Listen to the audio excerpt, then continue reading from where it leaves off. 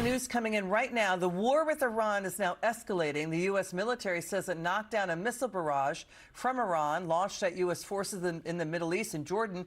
And now a drone just struck a U.S. gas tanker at Egypt's Damietta port.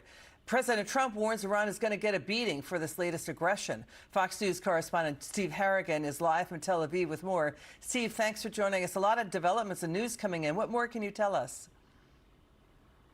Things are moving quickly here, and Liz, it comes after 5 days of relative quiet. People were talking about giving diplomacy a chance to work. It seems, at least now, that is all out the window. We are hearing reports of the 5 ballistic missiles fired from inside Iran to Jordan, targeted at U.S. military positions in Jordan.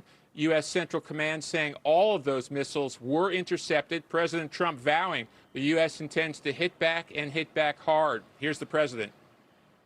You know, they tried shooting it last night. So we had 5 rockets shot going 8,500 miles an hour, and all 5 rockets were knocked down to the ground. But they nevertheless took a shot, so it's our turn. And we'll see if we get there with an agreement at some point, but we're going to hit them very hard. And also now, rare public acknowledgement of a joint mission. Saudi Arabian fighter jets alongside U.S. fighter jets targeting positions inside Iraq. These are Iranian-backed militias. They have been firing at least 36 drones on Saudi Arabia, trying to target their oil infrastructure. These jet attacks produced a number of casualties. President Trump saying these Iranian-backed militias based in Iran are a cancer that need to be removed. Liz, back to you. Steve, please stay safe out there. Steve Harrigan in Tel Aviv. Now watch this. Thank you. On the attack, the drone attack on the LNG tanker off of Egypt, what can you tell us about that? And is there any indication it's Iran-related? Does it represent? Well, I can give you a report. I've been briefed. It's a little more of the same, but it's going to be straightening out. It's going to be straightening out.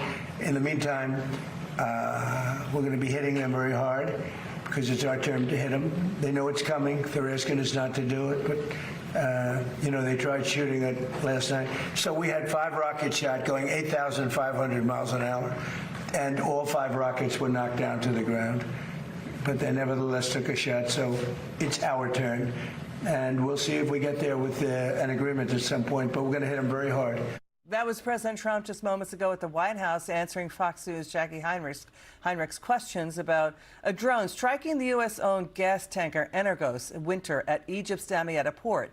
And the president saying that the U.S. is going to hit back hard. This is escalating. The U.S. with Saudi Arabia did do joint precision bombings on Iran's proxy groups in Iraq after Iran tried to bomb a U.S. base in Jordan and Saudi energy infrastructure using 30 IRGC-directed drone attacks. Again, Iran's attack failed. CENTCOM says U.S. many states intercepted all these ballistic missiles. Let's bring in for her expertise former Trump deputy NSA, Katie McFarland. Katie, it's good to have you back on the show. We appreciate you so much. Where is this headed? Will Israel get back in the fight? Because this is escalating. Is it escalated to the point where regime change can happen inside Iran? Okay, so the first question, will Israel engage again? So far, Iran has been very careful. They may have attacked a lot of other countries in the neighborhood. They've not attacked Israel. It's almost like Israel's waiting. You know, if Iran attacks Israel, Israel slams them back. What does Israel do? Probably targets the IRGC leadership. That's number one. Number two, if you look at where's all this going, well, it seems to be almost like ping pong, right? They hit us, we hit them back a lot harder, then we have a ceasefire, and then they hit us again, and we hit them back even harder. Almost predictably, once oil goes to about $100 a barrel, we find a ceasefire opportunity. And then oil goes back to about $80 a barrel, and then it climbs back up, and then when it gets to 100, we go back to 80 again with a ceasefire. So it looks like it's going nowhere. It's actually going a lot of great places for us. What's happened in the intervening time? Well, number one, the United States has now increased its crude oil exports by 30%. We're now the world's largest oil exporter of crude, of refined crude, and of liquefied natural gas. Number two, the Gulf Arabs are now fighting with us. The Saudis taking action with us against Iran. That never would have happened. Usually the Saudis sit on the sideline. Now they're fighting with us. But then the biggest thing that we're probably not seeing, but we will eventually, is the huge hit to the Iranian economy. because even though there's ceasefires, the blockade is still in effect. No ships are going into Iran, no ships are coming out of Iran. Iran's not making any money by exporting their oil. I mean, General Kane says this could collapse rapidly in Iran and just stay the course. Yeah. Katie McFarland.